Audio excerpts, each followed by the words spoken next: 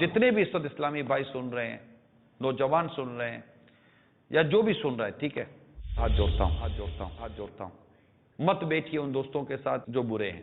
آپس میں کچھ سگریٹ کا عادی ہو نا، اس سے بھی بچنے کی کوشش کیجیے۔ سگریٹ پینا ناجائز نہیں ہے، میں عرض کر دوں۔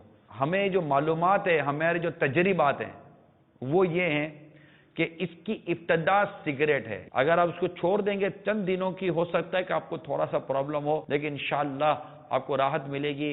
اس کو چھوڑ دیں، ورنہ یہ آپ کو کہیں کا نہ چھوڑے، اس کا ڈر ہے۔ دیکھیں جو لاکھوں لوگ مبتلا ہو رہے ہیں، کیا یہ آپ کے لیے عبرت نہیں ہے یار؟ کہ یہ بھی تو ابتدا میں تھوڑی کوئی یہ کوئی ہیروئن کا اس کا نشہ کرتے تھے، کسی نے پلا ہی دیا نا، کسی نے چکھا دیا، چکھا تو گیا۔